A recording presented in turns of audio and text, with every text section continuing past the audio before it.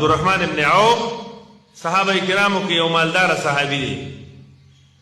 او د څومره مال دی د دو پاستبل او ستانه کې با زر اسونه سحر او ضرب کې بیا ما خامو تاسو اندازه ولګوي چې د سره څومره مالو خو محمد رسول الله ته وزل فرمایلیو چې ما خوب ولیدو چې ټول صحابه ما سره جنت ترالو او زستا په انتظار ما ته دومره ډېر لیک شو چې ما ویسنه الله تعالی جهنم ته نه بوتلې نو مال خو الله نه ډېر غواړه خو حساب کتاب ته به هم ځان تیارې ګورې نو مال دولت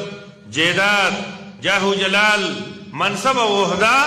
دا د کامیابی شی نه دی که یوازې په مال باندې عزتمندو کامیابي وي نو قارون به په دې دنیا کې د ټولو نه مالداره سړی وګورې او کامیاب کس به مالداري خو سره وه او کامیاب نه او څومره مالو زمونږ عمره مال نه و موږ سره څه مال دی الله قرآن کې فرمایي چې وان مفاتحه لتنوء بالعصبه اولي القوه هغه سره دومره ډېر مالو چې د دغې خزانو چابیانې به هم لسو کسانو نه شوې وړی دونه مالو سره خو سره د دې مال نه الله رب العالمین تباه عبدالرحمن ابن عوف صحابه کرامو کې یو مالدار صحابي دی او د څومره مال دی د دو پاستبل او ستانه کې با زر اسونه سحر او ضرب کې بیا ما خامو تاسو اندازه ولګوي چې د سره څومره مالو خو محمد رسول الله ته وزل فرمایلیو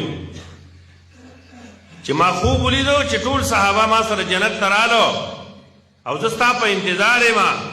ته دومره ډېر لیک شو چې ما ویسنه الله تعالی جهنم ته نه بوتلې نو مال خو الله نه ډېر غواړه خو حساب کتاب ته به هم ځان تیارې ګورې نو مال دولت جیداد جاه و جلال منصب او عہده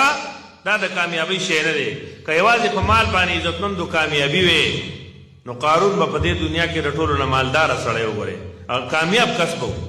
مالداري خو سره وه او کامیاب نه او څومره مالو زمونږ عمره مال نه و موږ سره څه مال دی الله قرآن کې فرمایي چې وان مفاتحه لتنوء بالعصبه اولي القوه هغه سره دومره ډېر مالو چې د دغې خزانو چابیانې به هم لسو کسانو نه شوې وړی دونه مالو سره خو سره د دې مال نه الله رب العالمین تباه زمونږ عمره مال نه و موږ سره څه مال دی الله قرآن کې فرمایي چې وان مفاتحه لتنوء بالعصبه اولي القوه هغه سره دومره ډېر مالو چې د دغې خزانو چابیانې به هم لسو کسانو نه شوې وړی دونه مالو سره خو سره د دې مال نه الله رب العالمین تباه